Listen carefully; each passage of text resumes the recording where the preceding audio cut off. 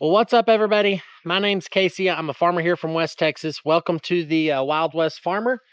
Today is January 7th, and it is a cold one. Arctic chill has definitely hit here. I think it's probably like 32 degrees out right now, but not much wind. Super nice afternoon. I need to go through each one of these tractors and check the service intervals and figure out if anything needs an oil change, transmission filters, any of that kind of stuff, so I can order these parts and get them in, and that way when we really and officially start back working, we'll have the parts and have the stuff available. As I'm doing that, I'm gonna tell you all a little bit about these tractors, how I've ended up with each one of them, the hours on them, and roughly how many hours we put on each one of these tractors throughout the year. So hope y'all stay tuned. Hope y'all enjoy the video.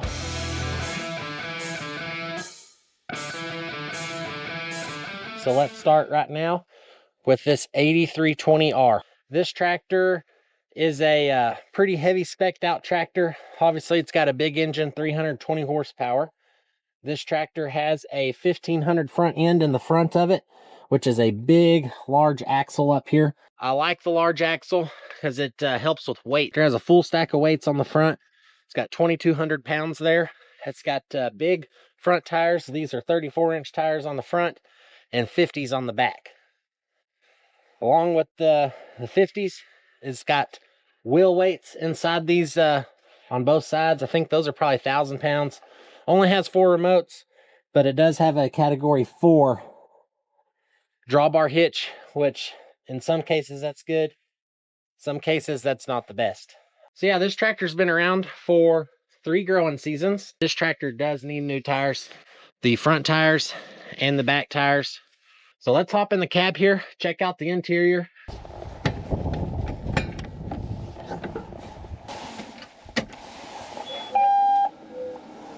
Trimble FMX GPS is RTK. Trimble's what I use on our farm. Here is the display. This tractor is a lot more simple. This is not a touch screen display, but I can just scroll this down. I'm going to check that. Okay, 200 hours is what the service interval is set at, and it currently has 97 hours on that oil change. This tractor is good to go. It's about 50% on the oil change, so we'll take it. Go ahead and turn this key off before I forget. It's a 2010 model, and it's got the 1500 front end and a power shift transmission. This is a rare tractor for its specs. Most of these tractors would have came with an ILS or an IVT transmission, and this one is straight axle power shift, which is pretty rare. That's why when I was shopping for this tractor, of course, I shopped through a lot of different tractors, and I found this one. And when I found this one, I went ahead and bit the bullet and bought it. So it's got 7,764 hours, and I bought it with 5,800, so it's right at 2,000 hours in 3 years. So we'll just call it 700 because there's change on both sides of that. Like I say, it's had its fair share of repairs. That's kind of the specs on this one. Let's hop out. We'll jump to the next one. Check it out. Next up, got our 8130 here. This 8130 has been here quite a while. This is the first 8000 series tractor that I ever bought. This tractor was bought in 2017. 22 front weights. The difference on this tractor is it's got a 1300 front end, which is a lot smaller of an axle. Luckily, it has the 34-inch front tires, and this tractor also has 50s on the back. So I like having tractors with the same size tires. That way I can interchange stuff. Say I want to get rid of this tractor, I can pull these hubs. I can pull my spreaders, tires, duals, whatever I need to do. Everything will kind of flip-flop. Is pretty standard 8130. It's a power shift transmission, 4 remotes. It's got the smaller drawbar hitch. This one's a little smaller than the category 4. It's got smaller weights in the back, probably 500s there. Anyway, this thing has ran a race now. This is one of my tractors that I personally drive. I believe it's got right at 11,000 hours. But we'll turn the key on here and see what we got. So we got 11,047 hours and 0.3 hours on the oil change. So this one's good to go. Got the FMX. This one has the Raven rate controller because most of the hours on this tractor are used to pull my sprayer. I bought it with 6,400 hours. So let me do some quick math for you. So I put 4,600 hours on this tractor since I've purchased it. Let's divide that by 8. 580 hours per year is what this tractor averages, which is quite a bit, seeing that it's just the, really just the sprayer tractor. Once we get it off the sprayer, this tractor ran a buggy just a little bit this year, probably 100 hours, and it does probably about another 100 hours of miscellaneous, you know, farming work around the farm. Power shift, straight axle, around 180 horsepower. So I forgot to say, the 8130 is a 2007 model. So now, 8285R. So this tractor is a 2013 model. Has the big axle, got a 1500 front end, and it's got another stack of 22 up here. That's the way I like them. 34-inch front tires on it. Guess they're 420/85R 34s. It's got Firestone 50s on the back. I like the Firestones. They're just expensive.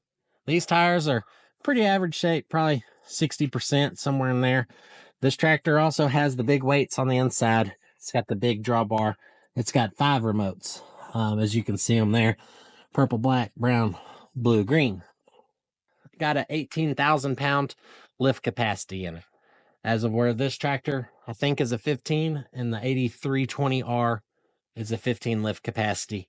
So this one's a little beefier on the rear end, and it's mainly due to the cylinders that are pushing on this 3-point. Once you pass the 2010 models, all the tractors start having emissions on them. So that is one thing this tractor has that the other tractors don't. All right, let's hop in this cab, check it out, check the hours.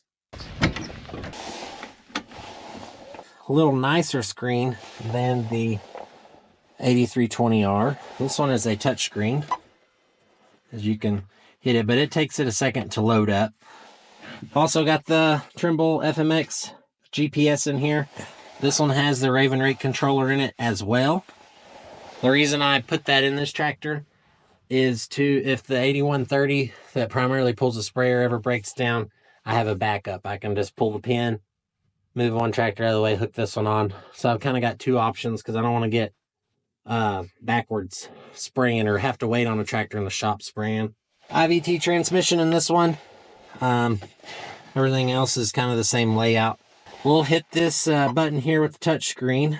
We'll maybe go performance monitor. Let's go to totals. Nope.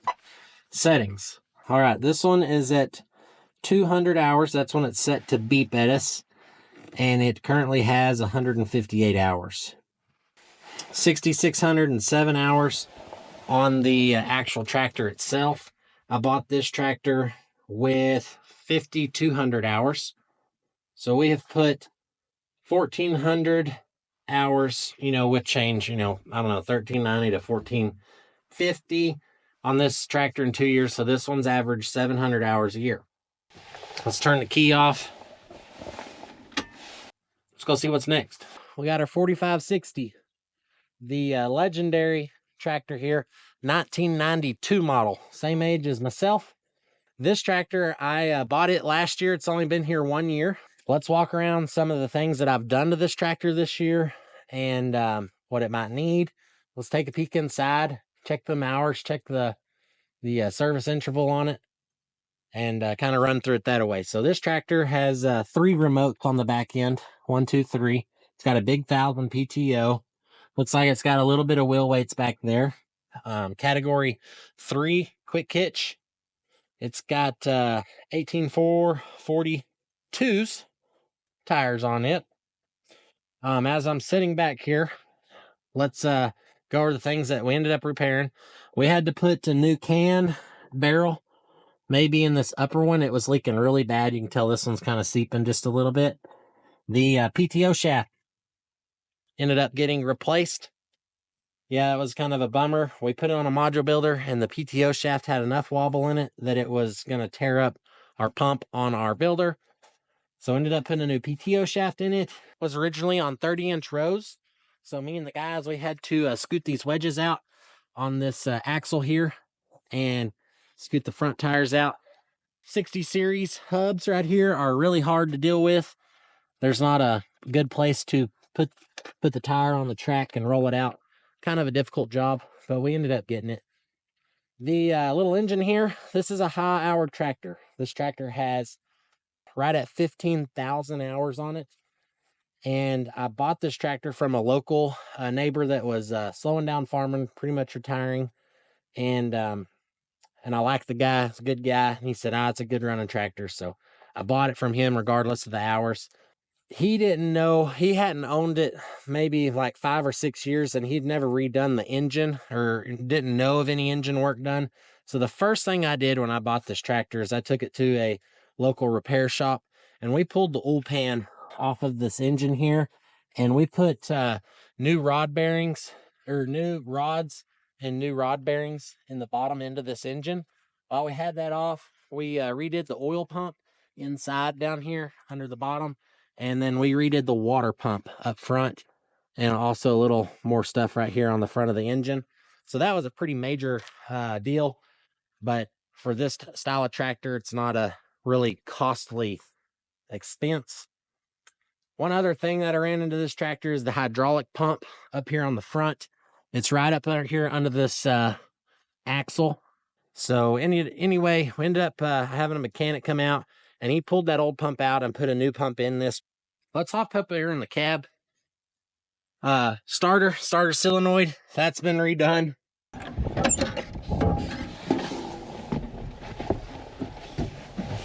If you've watched the harvest videos of us stripping cotton, y'all got to see us put the starter solenoid on. A week or two later, the brushes and the starter went out. So not one thing, something else. But let's turn the key on here and check the hours. Looks like 15,207 hours. And the service on this one is only at 80 hours. Looks like we're good to go for 120 hours on this one.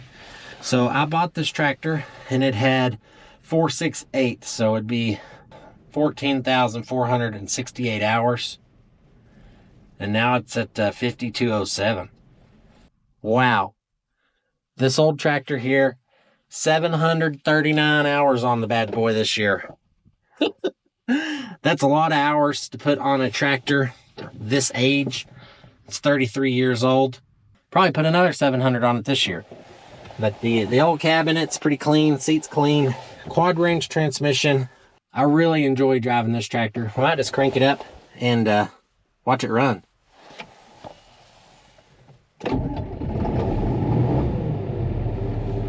Wow. Guys, this tractor's been sitting parked since December 20th. Today is the 7th of January. Pretty impressive. That'll put a smile on your face. It's cold too. It's 30 degrees. It's been 20s in the morning, so she's cold. You can hear her be a little bit cold. So how did I end up with these tractors? What's the story here? Why I chose this tractor versus something else? So start here at the 8130. 8130 is a 2007 model. I bought it in 2017. It was 10 years old when I bought it. Had 6,400 hours on it.